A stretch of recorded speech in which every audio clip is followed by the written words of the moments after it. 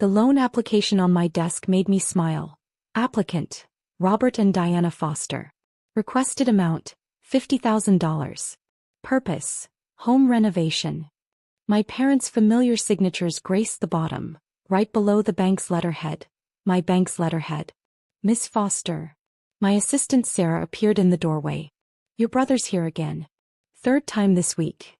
I leaned back in my chair, remembering the day 5 years ago when they called me into the family living room. We've decided to give your trust fund to Andrew, Mom had announced. He needs it for his startup and well, you're just working at a bank. He deserves it more.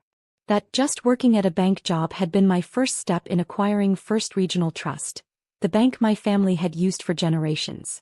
Now, as owner and CEO, I reviewed every major loan application personally, including the increasingly desperate ones from my own family.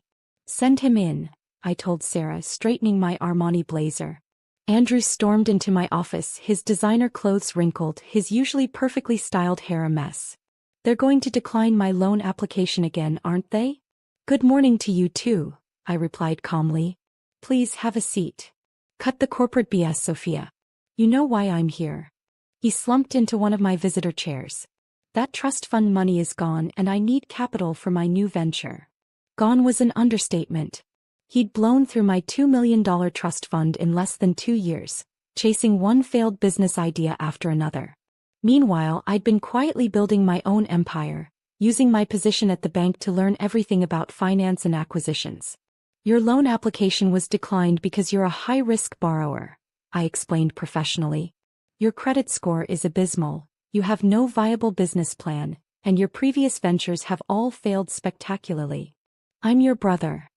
This is a bank, not a family charity. He leaned forward, desperation creeping into his voice. Mom and Dad are counting on this new business. After what happened with their retirement accounts. Yes, their retirement accounts.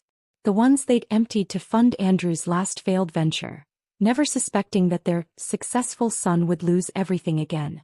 Speaking of Mom and Dad, I pulled out their loan application. They've requested $50,000 for home renovations.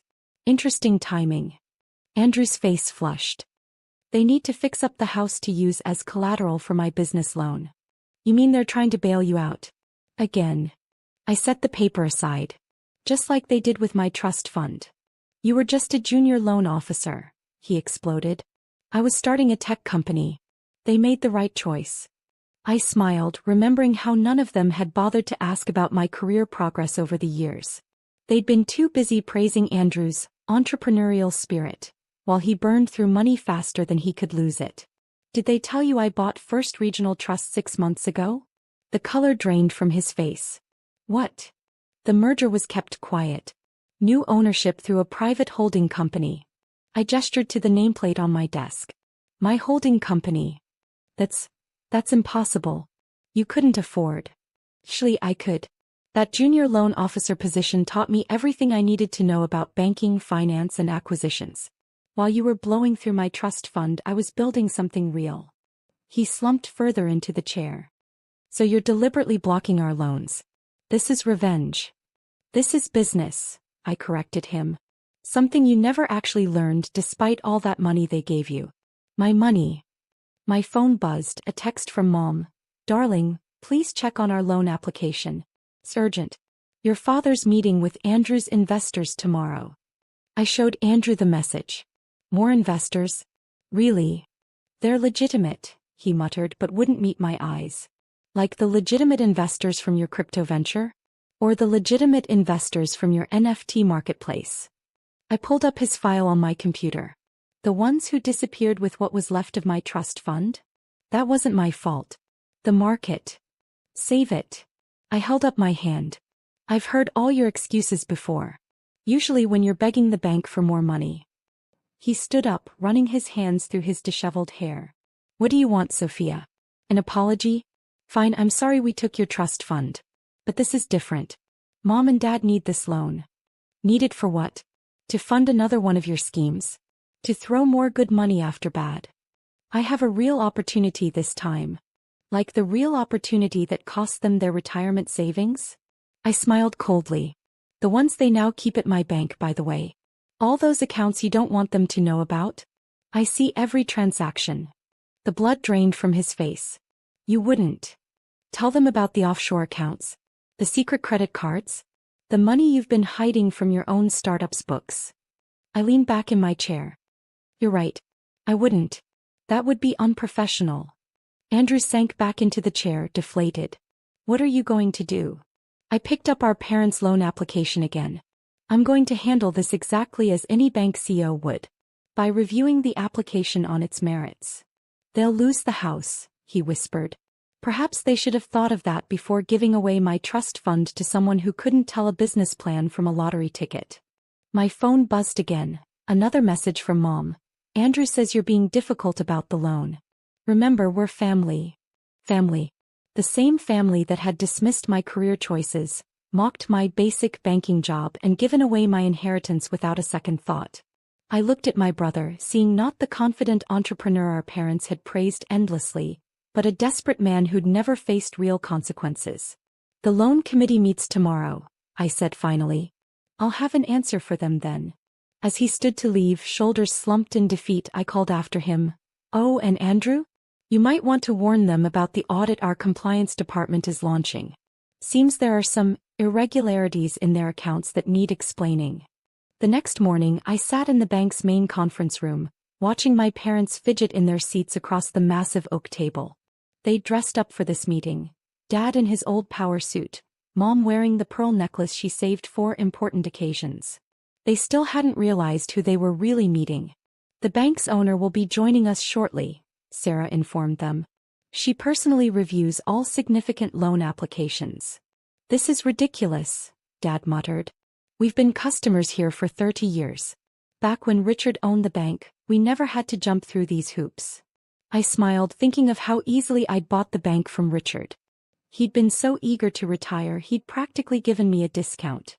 Speaking of the new owner, Mom straightened in her chair as the door opened. We'd love to discuss. She froze mid-sentence as I walked in. Dad's mouth fell open. Even after Andrew's warning, they clearly hadn't believed it. Hello, Mom, Dad, I said calmly, taking my seat at the head of the table. Let's discuss your loan application. Sophia. Mom's voice was barely a whisper. You own the bank? For the past 6 months. I opened their file. Though I'm surprised Andrew didn't tell you. He was just in my office yesterday begging for another chance. Dad found his voice. This is why our loans keep getting declined? Some sort of revenge. No, your loans keep getting declined because you're terrible credit risks. I pulled out their financial records. You've depleted your retirement accounts, maxed out your credit cards and taken out 3-second mortgages. All to fund Andrew's failed ventures. He just needs one more chance, Mom pleaded. This new opportunity is just like all his other opportunities. I cut her off. Did he tell you where my trust fund really went? Would you like to see the transaction records? I projected their account history onto the wall screen. Years of withdrawals, each one larger than the last, all flowing into Andrew's various schemes. The crypto investment that lost $500,000? The NFT marketplace that disappeared overnight? The tech startup that never had a single line of code. I clicked through each failed venture. All funded with my money. Money you gave away because he deserved it more. Dad's face had gone pale. We thought he showed us projections. Projections. I laughed. Would you like to see his real books? The ones he doesn't show you? The offshore accounts. The hidden credit cards. You're lying, Mom said, but her voice trembled. Andrew would never. I pressed another button. Bank statements appeared on screen, showing Andrew's secret accounts, his lavish spending, his desperate attempts to cover his losses. Your golden child has been lying to you for years, I said quietly. And you've been so busy believing in him, you never bothered to check the facts. Just like you never bothered to ask how your basic bank employee daughter could afford a penthouse apartment or why she kept getting promoted. Why didn't you tell us? Dad asked. Would you have believed me? Or would you have dismissed it like you dismissed everything else I've achieved? Mom reached across the table. Darling, we can explain. No need. I held up their loan application. This meeting is about your request for $50,000. A loan that, according to your application, is for home renovations. They shifted uncomfortably. Interesting that you didn't mention these renovations are actually to increase your home's value so you can take out another mortgage. For Andrew's new venture. I tossed the application aside. Did he tell you this one involves cryptocurrency again? It's different this time, Dad insisted. He has real investors. No, he doesn't. I pulled up more documents. He has more lies, more schemes, and more plans to waste your money. And mine if he could get it. Please, Mom's voice cracked. We'll lose the house. Like I lost my trust fund? I stood up, walking to the window. The trust fund Grandma left specifically for my education and future? The one you gave away without even asking me. Silence filled the room. Finally, Dad spoke. What are you going to do? I turned back to face them. As your bank's owner, I'm declining your loan application. As your daughter, I'm freezing all your accounts pending a full audit. Our compliance department has flagged several suspicious transactions that need investigation. You can't do this. Dad stood up. We're your parents. And this is my bank. I sat back down, perfectly calm. You taught me an important lesson when you gave away my trust fund. Family and business don't mix. I'm simply following your example. We'll go to another bank, Mom threatened weakly. With your credit history, your depleted accounts, your multiple mortgages. I smiled. Good luck. Oh, and you might want to check your mail.